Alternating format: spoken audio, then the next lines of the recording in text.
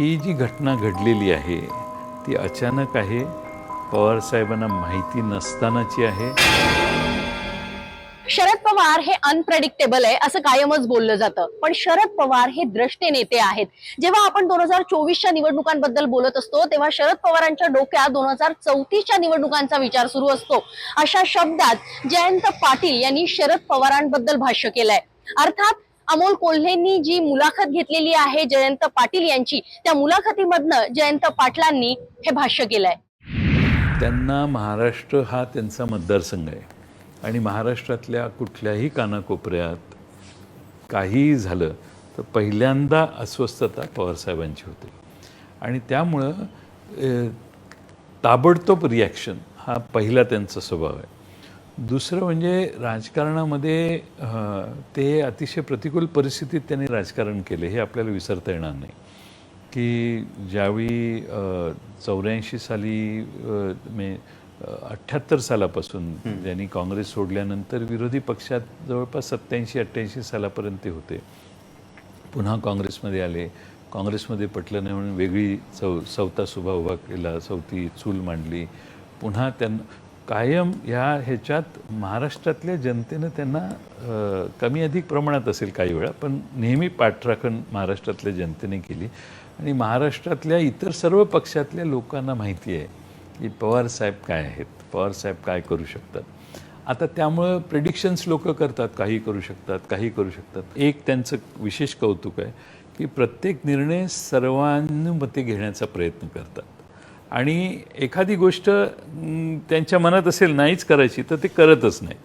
आता परवा जे आमचा पक्ष मोडला त्यावेळी काही लोकांचा आग्रह होता या मार्गाने जायला पाहिजे, पण त्यांनी त्याला नकार दिला. त्यामुळे पक्ष तुटला आमचा. पण पवारसाहेबांनी आपली भूमिका बदलली नाही. एवढा मोठा पक्ष 25 वर्ष आम्हाला पूर्ण झाली तर दुर्दैवाने पक्षात फूट पडली, पण त्या मार्गाला जायचं नाही ही त्यांची सततची भूमिका होती. त्यामुळे ते अनप्रेडिक्टेबल नाही आहेत, पण ते सगळ्यांशी बोलत असतात. मग माझ्याशी बोलले, तुमच्याशी बोलले, आणखीन 4 जणांशी बोलले, ते बाहेर जाऊन त्यांचं वर्जन सांगत असतात. पण पवारसाहेब जे करतात तेच करतात, त्यांना जे पाहिजे तेच करतात. सगळ्यांशी बोलणं, सगळ्यांशी चर्चा करणं आणि समाजाच्या आणि लाँग टर्म आपण आजचा किंवा ह्या वर्षीचा किंवा 2024चा विचार करत असू तर पवारसाहेब 2034च्या निवडणुकांपर्यंत काय होईल याचं गणित घालू शकतात. आणि आज लोकांना अशी हे आहे की इतकं वय झालं, त्यांचं वय झालं तरी आम्ही जवळून काम करतो. He is sharper than any other brain. त्यांचा ब्रेन फार शार्प आहे. असं असताना मात्र राष्ट्रवादीमध्ये जे घडलं ते शरद पवारांना माहितीच नव्हतं असंही जयंत पाटील यांनी म्हटलंय. खरं तर राष्ट्रवादीमध्ये मध्यंतरीच्या काळात जी फूट पडली त्यामागे पवारांचा हात आहे, हे सगळं स्क्रिप्टेड होतं, हे सगळं पवारांनी घडवून आणलं असंही वारंवार बोललं जातं. आणि याबाबतच जयंत पाटील यांना विचारलं असता त्यांनी काय खुलासा केलाय पहा.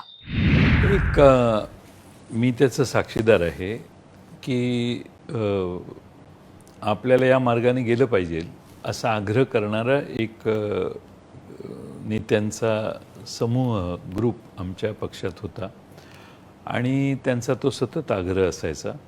पण पवारसाहेब कधी त्याला होकार देत नव्हते. फारच प्रेशर आलं तर ठीक आहे, बघा काय म्हणतात कोण, असं म्हणून तेवढी वेळ मारून न्यायचे. पण त्यांच्या मनात कधीही त्या मार्गाने जायचं नव्हतं. आणि त्यामुळं ही जी घटना घडलेली आहे ती अचानक आहे, पवारसाहेबांना माहिती नसतानाची आहे. पहिल्यांदा ज्यावेळी झालं त्यावेळी 8-9 आमदार इकडं तिकडं झाले. दुसऱ्यांदा पक्षाच्या अध्यक्षपदाला चेंज करायचं आहे अशा भावनेनं मिटिंग बोलवलेली आहे अशी बहुतेक धारणा बहुतेक आमदारांची झाली आणि सगळे आमदार गेले. मलाही अनेकांनी फोन केला, त्यावेळी मी सांगितलं नाही जावा तुम्ही. एक 7-8 जण त्यातले 2-3 मंत्रीच झालेले आहेत. मला विचारलं त्यांनी आम्ही जाऊ का, तर मी म्हटलं नाही जावा तुम्ही, त्यांनी बोलवले तुम्हाला तर तुम्ही जावा. कारण असं आहे की पक्षात फूट पडू नये ही माझं सुरुवातीपासून आजही तेच माझं मत होतं की होता कामा नये. पण जे झालं ते अचानक झालं. पवारसाहेबांच्या कल्पनेच्या पलीकडच्या गोष्टी यात पवारसाहेबांना कल्पनाच नव्हती. आणि आज जर पवारसाहेबांनी स्क्रिप्ट केलेली असेल तयार तर मग आज पवारसाहेब निवडणूक आयोगाच्या कार्यालयात 3-3 तास हिअरिंगला स्वतः एकटे जाऊन बसतात. आपल्या डोळ्याने आपण जो पक्ष निर्माण केलेला आहे, सगळ्यात प्रेम आपण ज्याला जन्म दिला त्या संस्थेवर, व्यवस्थेवर असतं. ती राष्ट्रवादी पक्षच आपल्या हातातून काढून घेतला जातोय. हे आज दिल्लीत जाऊन ते उघड्या डोळ्याने बघतायत. आपण देश बघतोय.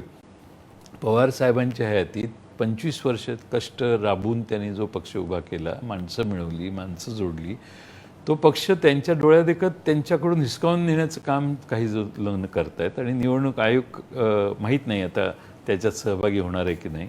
आणि तर स्क्रिप्टेड असतं तर कदाचित या स्टेजला गेलंच नसतं. त्यामुळं पवार साहेबांच्या जिव्हारी हे लागलेलं आहे की त्यांचा पक्ष त्यांच्याकडून जातोय. आणि म्हणून स्वतः दिल्लीला आज पण आता चालू आहे ही सुनावणी, आणि यापूर्वीच्या सगळ्या तारखांना पवारसाहेब जाऊन बसले स्वतः. मीन्स पवारसाहेब जाऊन बसतात कारण वकिलांची अशी चर्चा तेच करतात. आम्हाला त्या केसमधले आम्ही तिकडं तेच स्वतः हँडल करतात ते पूर्ण. आणि त्यांनी पूर्ण लक्ष घालून तो पक्ष आपला वाचला पाहिजे याचा त्यांचा प्रयत्न आहे. हे स्क्रिप्टेड असतं तर या स्तराला गोष्टी गेल्या नसत्या. आणि पवारसाहेबांना निवडणूक आयोगाच्या दारात जायला लावणं हे मला वाटत नाही कोणाला अभिप्रेत होतं.